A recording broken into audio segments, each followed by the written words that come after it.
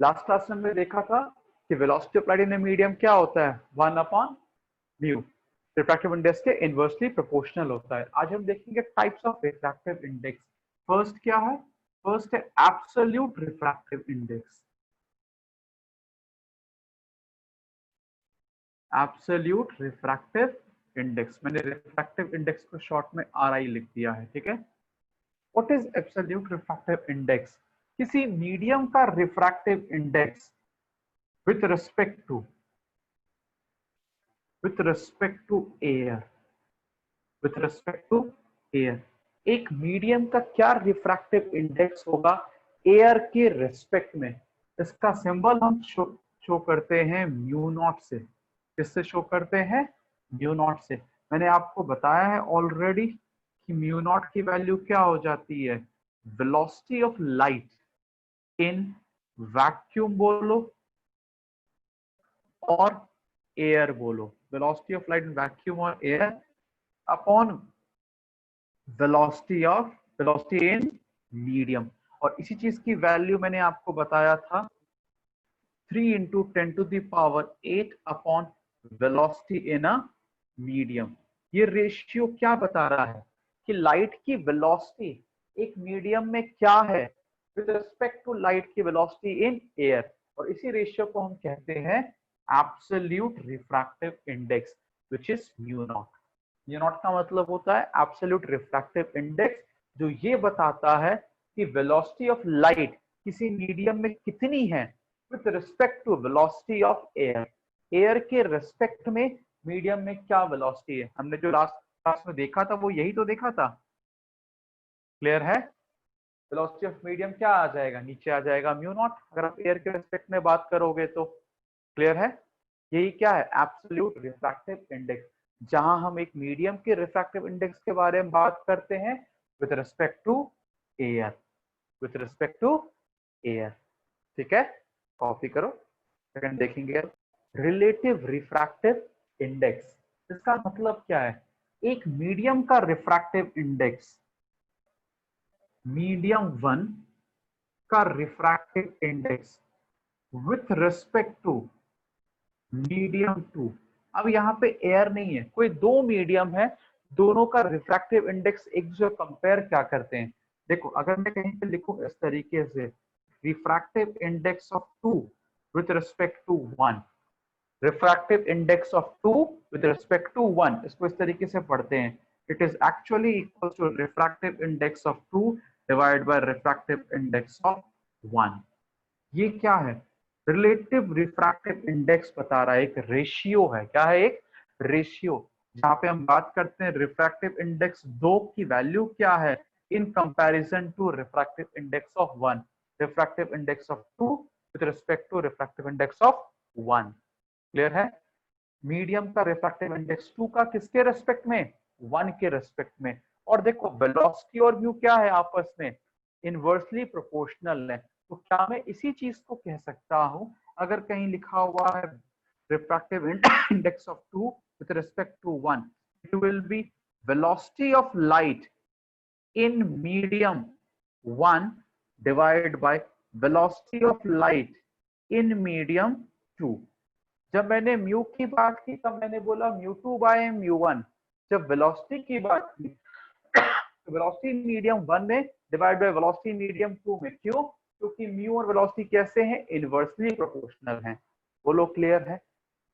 समझ में आया?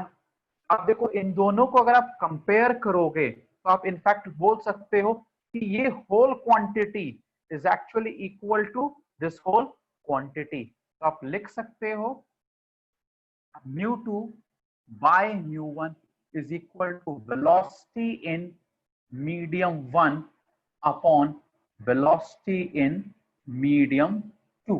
ये बिल्कुल ठीक है। तो आपने रिलेटिव रिफ्रैक्टिव इंडेक्स के कंसेप्ट से ये रिलेशनशिप निकाला कि μ2 by μ1 क्या होता है? Velocity in medium 1 divide by velocity in medium 2। बोलो क्लियर है? What is relative refractive index? ये बताता है एक मीडियम का क्या रिफ्रैक्टिव इंडेक्स है विथ रिस्पेक्ट टू दूसरे मीडियम में। इसको पढ़ते हैं refractive index of 2 with respect to 1। which is equal to refractive index of 2 divided by refractive index of 1. Clear है? नेक्स्ट टॉपिक है हमारा refraction through a rectangular glass slab. देखो क्या होता है, जैसे मान लो ये हमारा ग्लास स्लैब है, ठीक है, रेक्टेंगल शेप का एक ग्लास का स्लैब है। मैंने माना रिफ्रैक्टिव इंडेक्स, जिसे मैं शॉर्ट में लिखता हूं, refractive index of glass is actually given as let's say mu. ठीक है, मैंने बताया था सिंबल क्या होता है, आइदर आप म्यू बोलो या एन बोलो, दोनों किसका सिंबल है, रिफ्रैक्टिव इंडेक्स का सिंबल है। एक लाइट मान लो यहाँ पे क्या हुई, इस तरीके से इंसिडेंट हुई, ग्लास स्लैब पे एक लाइट क्या हुई, इंसिडेंट हुई, ये है इंसिडेंट रे, ये है इंसिडेंट रे। क्लियर है? मैंने यहां पर एक नॉर्मल ड्रॉ कर दिया, ठीक है। एक्चुअली लाइट को तो इस बात को फॉलो करके इस तरीके से जाना चाहिए था, क्लियर है, पर लाइट क्या की, देखो बाहर तो हवा है, बाहर क्या है, बाहर हवा, और ये ग्लास है, तो खुद बताओ ग्लास के कंपैरिजन में हवा क्या हो जाएगा, रेयरर मीडियम, और ग्लास क्या हो जाएगा, डेंसर मीडियम। इसका मतलब लाइट बेंड करेगा टुवर्ड्स द नॉर्मल। ये एंगल क्या है, आई, एंगल ऑफ इंसिडेंस। लाइट क्या कर गया, बेंड कर गया टुवर्ड्स नॉर्मल। मान लो इस तरीके से बेंड हुआ, ये क्या था, angle of refraction, angle of refraction. अब जब लाइट यहां पे गिरी, यहां पे फिर से होगा रिफ्रैक्शन। इस केस में कितनी बार रिफ्रैक्शन हो रहा है, आपको 2 बार हो रहा है रिफ्रैक्शन। पहली बार कब, जब लाइट एयर से ग्लास में इंटर की, दूसरी बार कब, अब लाइट ग्लास से निकल के वापस एयर में इंटर करेगी। क्लियर है? अब खुद देखो, ये एंगल अगर आर है तो ये एंगल भी क्या होगा, आर, ऑल्टरनेट एंगल्स है ना। अब लाइट जितना टुवर्ड्स नॉर्मल बेंड की है एयर से ग्लास में आने में, उतना ही अवे फ्रॉम नॉर्मल बेंड करेगी जब ग्लास से एयर में जाएगी। समझ में आ रहा है? हवा से जब ग्लास में एंटर की, लाइट जितना बेंड कर गई टुवर्ड्स नॉर्मल, रेयर से डेंसर, सेम मीडियम है, डेंसर से फिर कहां जा रही है, हवा में ही जा रही है ना, तो वापस से उतना ही इस बार अवे फ्रॉम नॉर्मल बेंड कर जाएगी। इंस्टेड ऑफ गोइंग ऐसा कुछ, लाइट चली गई इस तरीके से, लाइट चली गई इस तरीके से। क्लियर है? ये नॉर्मल था, ये क्या था, नॉर्मल। मैं कैपिटल एन लिख देता हूं नॉर्मल को। लाइट क्या कर गई, वापस से अवे फ्रॉम नॉर्मल कर गई बेंड।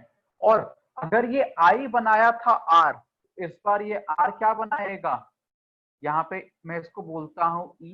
ई क्या है, एंगल ई कहलाता है angle of emergence, angle of emergence. जितना लाइट एंगल बना के इमर्ज कर गई, बाहर निकल गई, क्या कर गई, बाहर निकल गई। मैंने खुद बताया था कि अगर आई बन रहा है आर एयर से ग्लास में, तो जब ग्लास से एयर में जाएगा ना, ये आर फिर से क्या बन जाएगा, एंगल आई के बराबर हो जाएगा। इसका मतलब एंगल ऑफ इमरजेंस की वैल्यू एंगल ऑफ इंसिडेंस के बराबर होगी। एंगल ऑफ इमरजेंस की वैल्यू एंगल ऑफ इंसिडेंस के क्या होगी, बराबर होगी। बता रहा हूं ऐसा क्यों, एयर से ग्लास में जब रिफ्रैक्शन हुआ, ग्लास बीइंग डेंसर, क्या किया, एक्चुअल पाथ से टुवर्ड्स द नॉर्मल बेंड हो गया। अब क्या है, ग्लास से वापस एयर में लाइट निकल रहा है, ठीक है। यहाँ पे जो ट्रांजिशन हुआ एकदम एग्जैक्टली उसका उल्टा यहाँ हो रहा है। तो अब अगर आर पे गिरेगा तो वापस कहाँ, अवे फ्रॉम नॉर्मल जाएगा और एग्जैक्टली आई के बराबर आएगा। यहाँ मैंने ई लिखा है क्योंकि लाइट इमर्ज करके बाहर निकलते कहते हैं एंगल ऑफ इमर्जेंस, और ये एंगल ऑफ इमर्जेंस एग्जैक्टली बराबर होगा एंगल आई के। कहने का मतलब लाइट पहले इस पाथ पे जाना चाहता था, अब जा रहा है यहाँ, क्या कर गया, सिर्फ ये शिफ्ट कर गया इस तरफ, इसमें कोई भी डेविएशन नहीं आया, हल्का सा भी बेंड नहीं हुआ, जितना अंदर की तरफ बेंड हुआ था उतना ही बाहर की तरफ बेंड हो गया वापस से। सिर्फ क्या हुआ, पहले यहां जा रहा था और अब यहां जाने लगा, पैरेलल शिफ्ट हो गया। इसे हम कहते हैं लैटरल शिफ्ट, इसे हम कहते हैं लैटरल शिफ्ट। ये दोनों लाइट रेस कैसी हैं, ये इनिशियल पाथ मैंने दिखाया जो जाना चाहता था, पर लाइट रे यहां से जा रहा है, ये दोनों कैसे हैं, आपस में पैरेलल हैं, आपस में कैसे हैं दोनों, पैरेलल हैं। तो हुआ क्या, जो एक्चुअल पाथ था वहां नहीं जाने के बजाय हल्का सा इस तरफ से जा रहा है, इस शिफ्ट को कहते हैं क्या हम, लैटरल शिफ्ट। क्या कहते हैं, लैटरल शिफ्ट कहते हैं। लास्ट क्लास में हमने स्नेल्स लॉ देखा था, याद करो क्या था स्नेल्स लॉ, मैं एक बार लिख देता हूं यहां पे। स्नेल्स लॉ था sine of I by sine of R is equal to mu. ये आपने देखा था लास्ट क्लास में, क्लियर है, ये देखा था आपने कहा, लास्ट क्लास में। अब अगर हम बात करें किसकी, यहाँ पे मैं देखो पहली बार रिफ्रैक्शन यहां हुआ, दूसरी बार रिफ्रैक्शन यहां हुआ। पहली बार के लिए मैं लिखता हूं स्नेल्स लॉ, क्या लिखता हूं, स्नेल्स लॉ। तो देखो स्नेल्स लॉ किस तरीके से लिखते हैं, बेसिकली ये था, याद करो ये था mu by one, mu by one था, बाहर हवा था और उसका कुछ मीडियम का म्यू था। अब मैं लगा रहा हूं फर्स्ट केस के लिए, जब पहली बार रिफ्रैक्शन हुआ, पहली बार रिफ्रैक्शन कहने का मतलब जब लाइट रे कहां से कहां जा रही है, एयर से ग्लास में जा रही है, एयर से ग्लास में, ठीक है।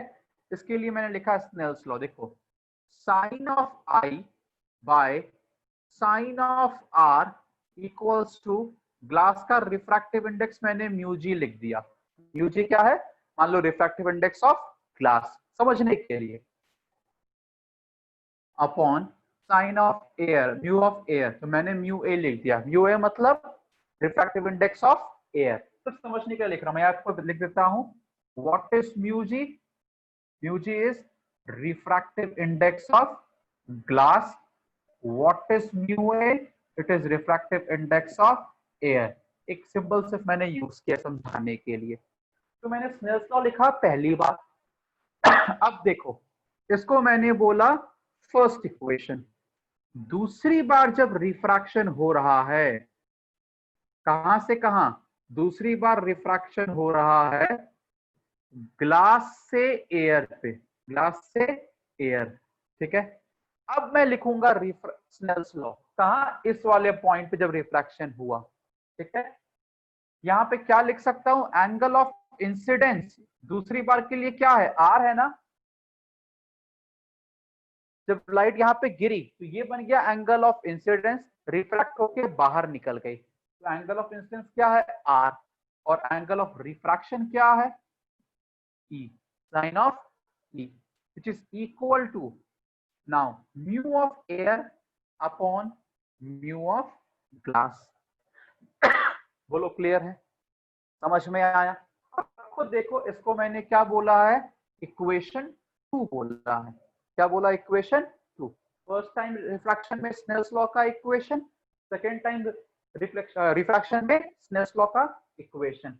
मैंने आपको भी जस्ट बताया था रिलेटिव रिफ्रैक्टिव इंडेक्स क्या था, याद करो, अगर कहीं ऐसे लिखा हुआ है mu of glass with respect to air, क्या मैं लिख सकता हूं इसको mu of glass by mu of air, ये मैंने आपको आज ही समझाया है, relative refractive index mu of two with respect to one is mu two by mu one, तो mu of glass with respect to air is equal to mu of glass by mu of air. Similarly अगर कहीं लिखा हुआ है mu of air with respect to glass, ये बन जाएगा mu of air upon mu of glass. बोलो समझ में आया। खुद देखो यहाँ पे क्या लिखा है, mu of glass by air, glass by air, मतलब mu of glass with respect to air. तो ये चीज किसके बराबर है? ये चीज बराबर है mu of glass with respect to air. यहां लिखा है mu of air with respect to glass, मतलब mu of air with respect to glass. तो ये चीज किसके बराबर है? It is mu of air with respect to glass. मैं इस इक्वेशन को और इस इक्वेशन को दोनों को क्या कर रहा हूं? मल्टीप्लाई कर रहा हूं। देखो ये क्या लिखाएगा, sine of I by sine of R, LHS में multiply sine of R by sine of ई।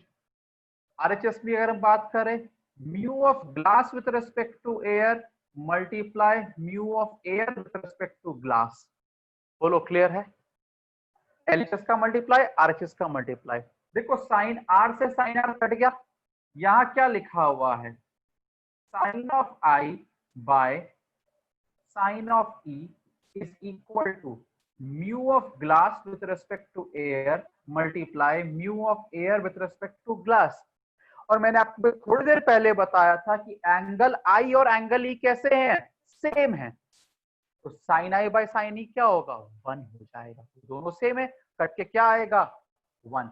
इसका मतलब मैं कह सकता हूं, इसका मतलब मैं कह सकता हूं, देखो mu of glass with respect to air multiply by mu of air with respect to glass किसके बराबर है?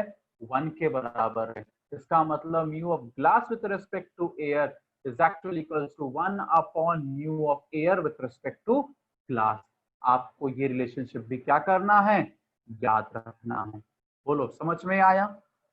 मैंने दो इक्वेशंस लिखा था, उसके बाद दोनों को क्या किया? मल्टीप्लाई किया। मल्टीप्लाई करके यहाँ पे साइन आर से साइन आर क्या हुआ? कट गया, आया साइन आई बाय साइन ई। मैंने जस्ट बताया था आई बराबर क्या है? ई है। एंगल आई और ई कैसे हैं? इक्वल है। अगर दोनों इक्वल है तो साइन आई से साइन ई क्या हुआ? कट के आंसर आया 1। This whole quantity is equal to 1। मैंने ऊपर लिख दिया this whole quantity is equal to 1। इस चीज को नीचे ले गए और मैंने बोला mu of glass with respect to air is equal to 1 upon mu of air with respect to glass. तो ये रिलेशनशिप भी आपको याद रखना है। लैटरल शिफ्ट टर्म याद रखना है। क्या होता है समझ में आया? इंसिडेंट लाइट रे बेंड नहीं हुआ, जितना अंदर बेंड हुआ उतना ही बाहर खुल गया, मतलब एक्चुअल एंगल वही रहा, सिर्फ क्या कर गया? शिफ्ट कर गया। इस शिफ्ट को ही कहते हैं लैटरल शिफ्ट, जहां पे 2 बार रिफ्रैक्शन होता है, एक बार एयर से ग्लास, दूसरी बार ग्लास से एयर। दोनों जगह के लिए मैंने क्या लिखा है? स्नेल्स लॉ लिखा है। मैंने अगर लिखा है mu of glass with respect to air, कहने का मतलब mu of glass by mu of air. देखो जो डायग्राम हमने अभी देखा था, मैं उसको फिर से दिखा रहा हूं, थोड़ा सा डेविएशन के टर्म्स में समझाता हूं। आप जब 12th में आते हो तो इसको और डिटेल में पढ़ते हो।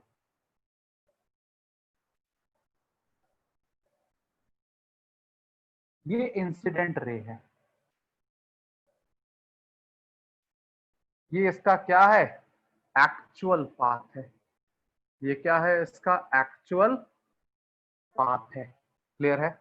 अब अगर मैंने यहां पर एक नॉर्मल ड्रॉ किया, ठीक है, ये एंगल ऑफ इंसिडेंस है। लाइट क्या करेगी? मैंने बताया था इस तरीके से लाइट बेंड कर गई। ये क्या है? एंगल ऑफ रिफ्रैक्शन है। ये क्या है? Angle of refraction. लाइट का एक्चुअल पाथ था, ये बेंड कर गई इन डेंसर मीडियम। इसको क्या कहते हैं? डेविएशन कहते हैं। क्या कहते हैं? डेविएशन। तो लाइट डेविएट कर गई। डेविएशन का सिंबल होता है डेल। डेविएशन का सिंबल होता है डेल, डेविएशन। पहली बार जब लाइट बेंड की है तो याद करो किधर बेंड की है? क्लॉकवाइज बेंड की है। CW मतलब क्लॉकवाइज, घड़ी की तरह। देखो क्लॉकवाइज क्या कर गई है? बेंड कर गई है। इसको डिटेल में पढ़ते हैं हम लोग 12th में। दूसरी बार जब लाइट रे निकलती है तो कुछ ऐसी निकलती है,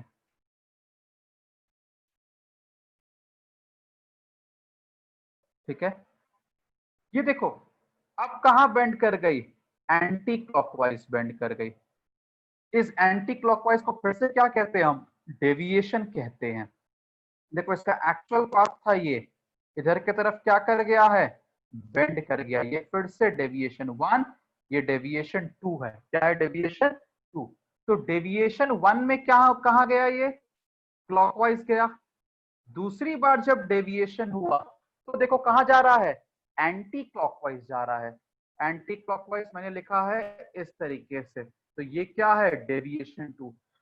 जितना क्लॉकवाइज एंगल बेंड किया उतना ही एंटी क्लॉकवाइज एंगल फिर से बेंड कर गया। तो दोनों को जोड़ के अगर हम बोलते हैं net deviation, that is deviation 1 plus deviation 2 is equal to 0। Lateral shift के केस में डेविएशन नहीं होता है। डेविएशन का मतलब उसका बेंडिंग, कितना एंगल वो बेंड कर गया है, किसी और पाथ पे जाने लगा। जितना अंदर की तरफ बेंड किया था, निकलने वक्त उतना बाहर की तरफ फिर से कर गया बेंड। तो रियल पाथ के पैरेलल गया। ये दोनों कैसे हैं? पैरेलल हैं। रियल पाथ के पैरेलल हैं दोनों। इसको सिर्फ यहां से यहां शिफ्ट हो गया है, इसके डायरेक्शन में चेंज नहीं हुआ। ऐसा नहीं कि पहले इधर जा रहा था और अब इधर जा रहा, नहीं, अभी भी उधर ही जा रहा है, सिर्फ क्या किया है? शिफ्ट होके जा रहा है। इसी चीज को क्या बोलते हैं? लैटरल शिफ्ट बोलते हैं। ठीक है, जहां डेविएशन क्या है? 0 है। यहाँ पे चलिए हम दो रे की बात करते हैं, इंसिडेंट रे और इमर्जेंट रे।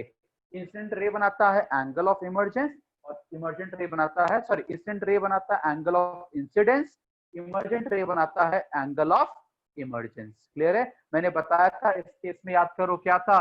एंगल ऑफ इंसिडेंस बराबर होता है एंगल ऑफ इमर्जेंस के। मतलब कुछ एक्स्ट्रा घुमा ही नहीं, घूमने को कहते हैं डेविएशन, हाथ से जो घूम गया। जिस तरीके से हमने देखा था स्फेरिकल मिरर, अब हमारा नेक्स्ट टॉपिक क्या है? Spherical lens. ये स्फेरिकल लेंस बनता कैसे है? सबसे पहले हम क्या करते हैं? पीस लेते हैं रिफ्रैक्टिंग मीडियम का, उनको ज्वाइन करते हैं। उनको क्या करते हैं? ज्वाइन करते हैं। जैसे मान लो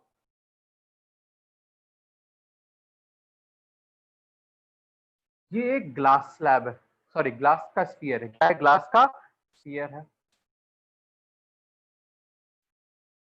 ये एक और ग्लास का स्फीयर है इस शेप में। ग्लास का स्फीयर है इस शेप में। दोनों क्या कर रहे हैं? यहाँ पे कोइंसाइड कर रहे हैं, दिख रहा है? अगर मैं ये बाहर वाला तोड़ के हटा दूं, सारा ग्लास का स्फीयर था इस तरीके से बना हुआ, मैंने बाहर वाला तोड़ के क्या किया? हटा दिया। तो ये क्या बन गया? एक लेंस बन गया। क्या बन गया? एक लेंस। ये लेंस देखो ध्यान से कुछ इस तरीके से बना होगा।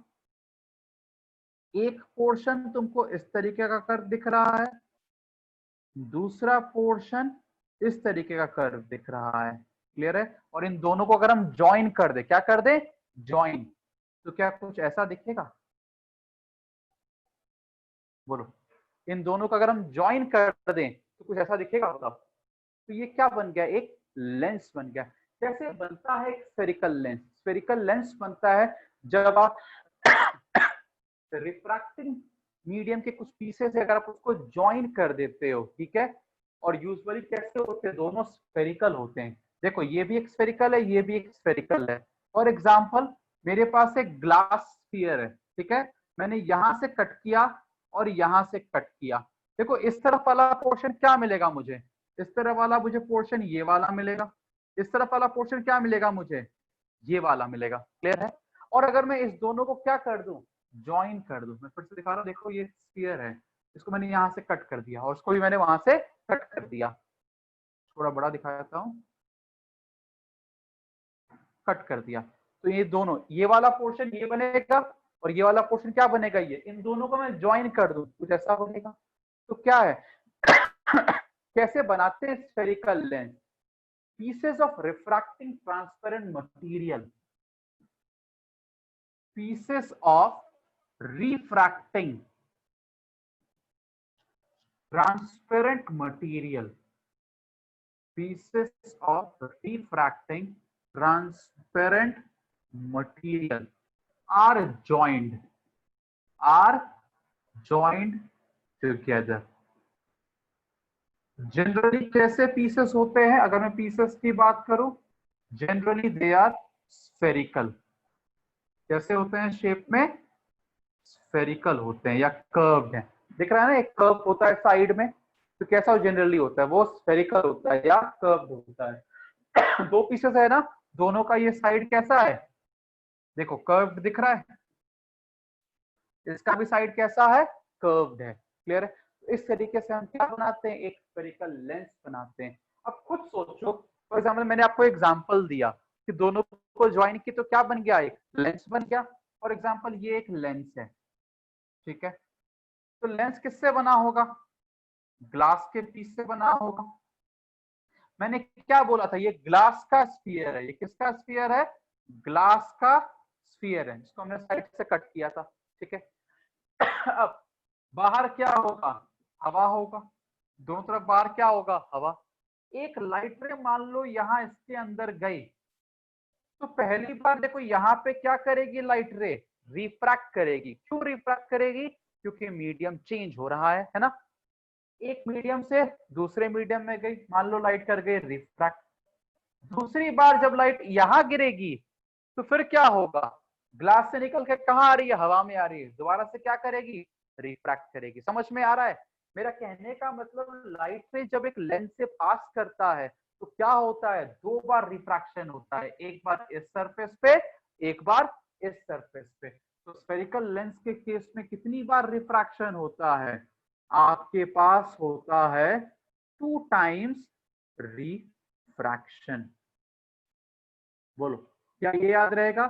स्फेरिकल लेंस के केस में कितनी बार रिफ्रैक्शन होता है? 2 बार रिफ्रैक्शन होता है। नेक्स्ट टॉपिक है टाइप्स ऑफ लेंसेस। दो टाइप का होता है। अगर मैं टाइप 1 की बात करूं, इसे हम कहते हैं कॉन्वेक्स लेंस। क्या कहते हैं? कॉन्वेक्स लेंस, ठीक है।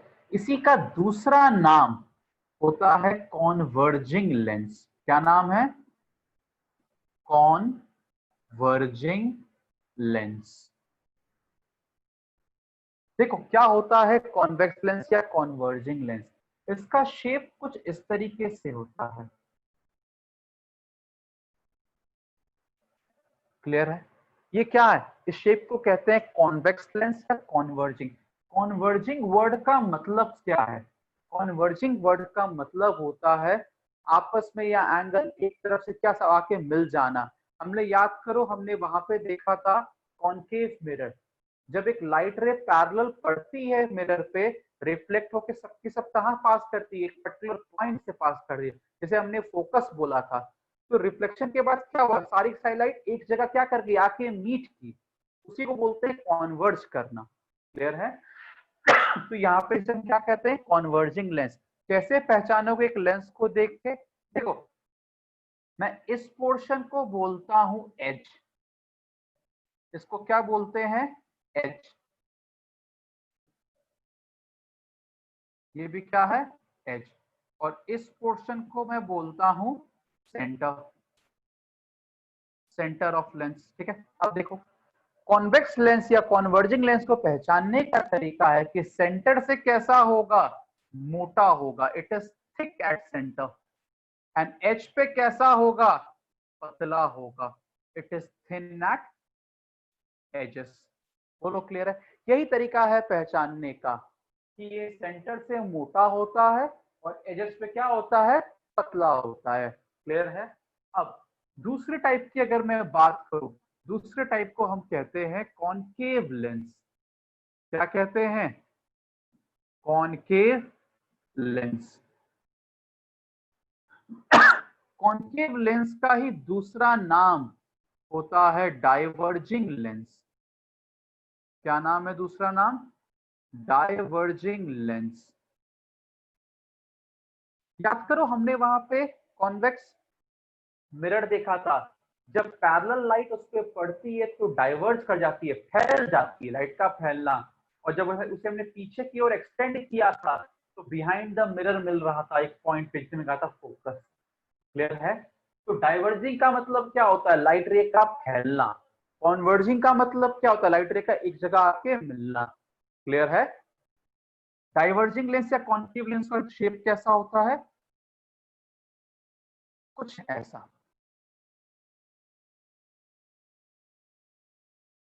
क्लियर है? ये रीजन क्या कहलाता है? एज। सिमिलरली ये रीजन क्या कहलाता है? एज। और ये वाला रीजन क्या कहलाता है? सेंटर। कैसे पहचानोगे कॉन्केव या डाइवर्जिंग है? इसका एच देखो कैसा है, थिक है। एच कैसा है? थिक है। और सेंटर कैसा है? थिन है, पतला है। इसका सेंटर पतला है। बोलो क्लियर है? तो इस तरीके से आप पहचानते हो कि कोई कॉन्वर्जिंग लेंस है या कॉन्वेक्स लेंस है या फिर कॉन्केव लेंस है। अगर सेंटर से मोटा है तो कॉन्वेक्स है, सेंटर से पतला है तो क्या है? कॉन्केव। बोलो क्लियर है? ऐसे बहुत सारे वैरायटीज इसके अंदर और आते हैं, प्लेनो आते हैं, बाय आते हैं। ये जब आप 12th में आओगे तो आप पढ़ोगे। जैसे मान लो एक सिंपल एग्जांपल देखो, यहाँ पे देख लो। मैंने बताया था अगर एक ऐसा है मान लो, या मेरे को आपको दिखाता हूँ बता। 12th में आप और इसका मल्टीपल वैरायटीज देखोगे लेंस का। एक सिंपल एग्जांपल खाली समझा रहा हूँ। हो सकता है आपका एक पोर्शन याद करो, मैंने बताया था ये है, याद आ रहा है?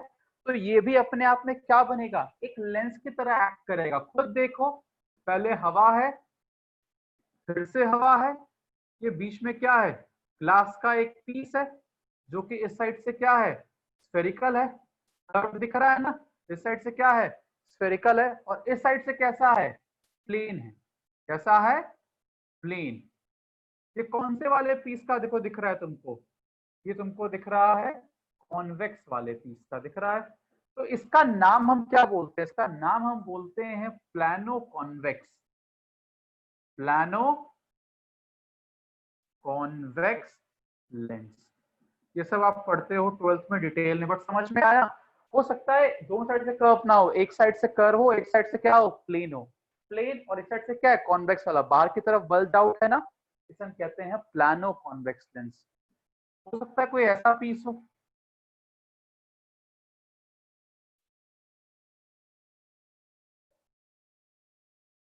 ठीक है, देखो ये वाला साइड क्या है?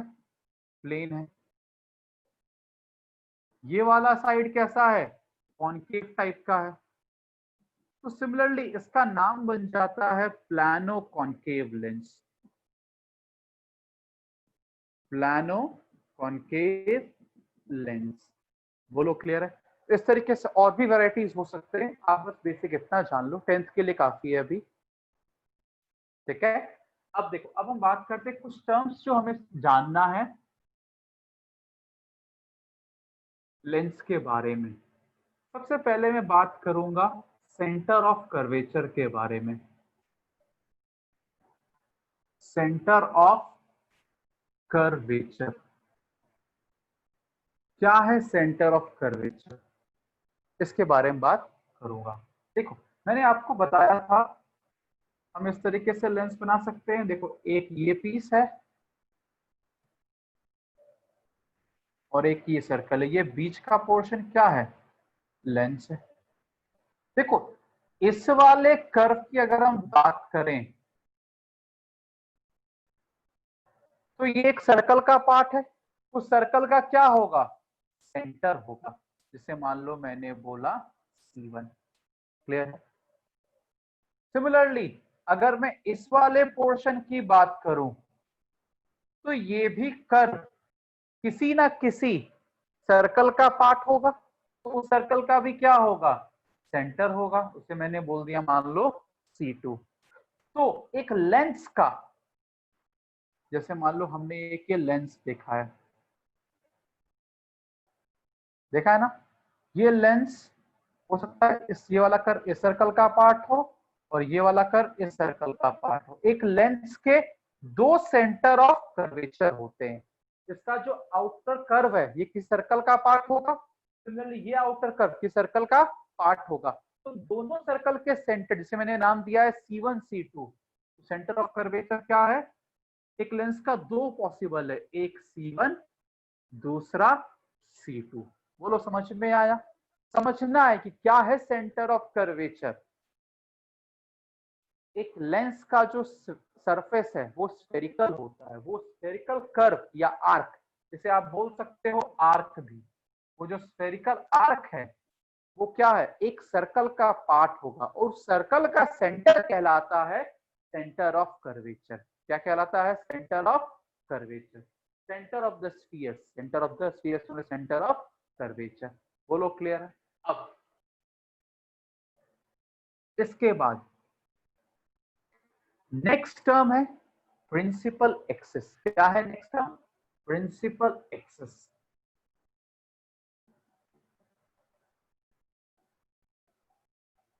Principal axis. What is principal axis? अगर हम प्रिंसिपल एक्सिस की बात करें, अभी आपको मैंने जस्ट बताया था कि देखो, मान लो ये हमारा एक लेंस है, ठीक है, इसका ये सर्कल है, इसका ये सर्कल है, ठीक है। इसका सेंटर ये रहा C1, इसका सेंटर ये रहा C2। Straight line joining both the center of curvature passing through the lens.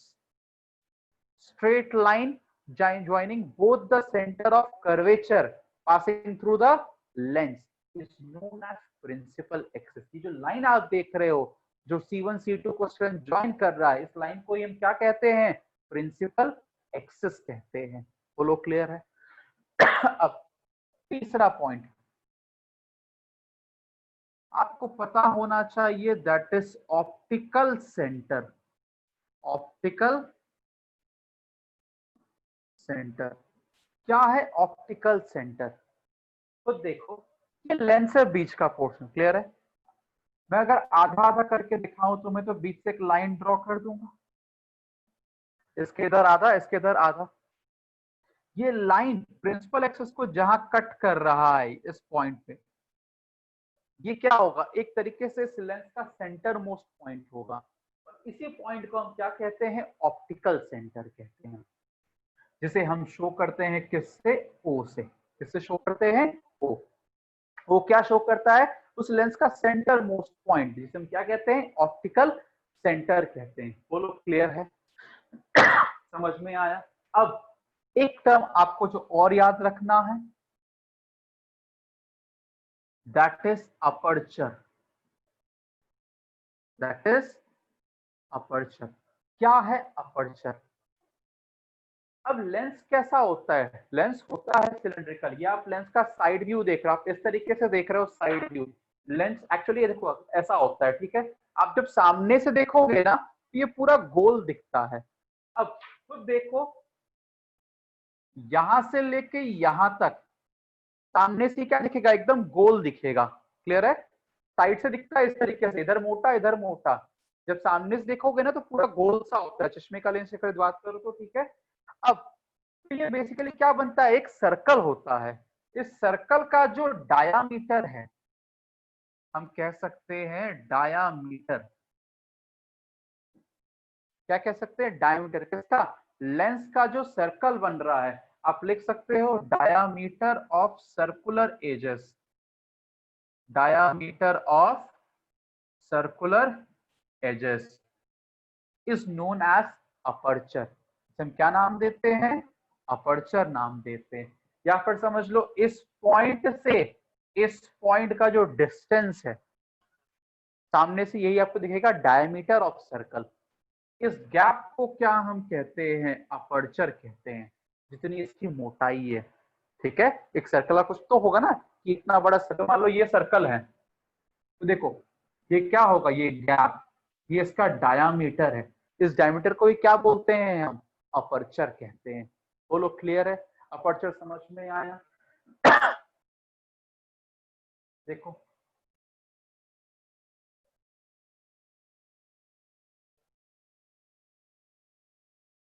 एक कॉनकेव लेंस कुछ इस तरीके से होता है। अब देखो, ये वाला कर्व भी क्या होगा? किसी ना किसी सर्कल का पार्ट होगा। सिमिलरली ये वाला कर्व भी क्या होगा, किसी ना किसी सर्कल का पार्ट होगा। इस सर्कल का सेंटर, सेंटर ऑफ कर्वेचर, तो कितने सेंटर ऑफ कर्वेचर हैं, 2। आपने दोनों सेंटर ऑफ कर्वेचर को क्या कर दिया, ज्वाइन। ये क्या है उसका प्रिंसिपल एक्सिस। अगर आप बीचों बीच एक लाइन ड्रॉ कर लो, तो ये जहां पे कट कर रहा है सेंटर मोस्ट पॉइंट, ये क्या बन जाता है, ऑप्टिकल सेंटर। क्या है अपर्चर, ये थिकनेस या डायमीटर कह लो of the spherical edge. In fact ये भी जो कॉन्केव लेंस भी आप सामने से देखोगे, आपको सर्कल ही दिखता है, सर्कल दिखेगा, बीच में ऐसे गड्ढा बना होता है। क्लियर है। ये थिकनेस क्या होता है, अपर्चर होता है। बोलो किसी को कुछ भी डाउट है, ये कुछ बेसिक टर्म है जो आपको आना चाहिए कि what is principal axis, what is optical centre, what is aperture, हर एक चीज क्लियर होना चाहिए। क्लियर है। आज की क्लास में यहीं पे स्टॉप करता हूँ। अब सबसे इंपॉर्टेंट चीज है फोकस जानना, कि इसमें कहाँ पे फोकस होता है, कैसे निकालते हैं, ये हम नेक्स्ट क्लास में देखेंगे।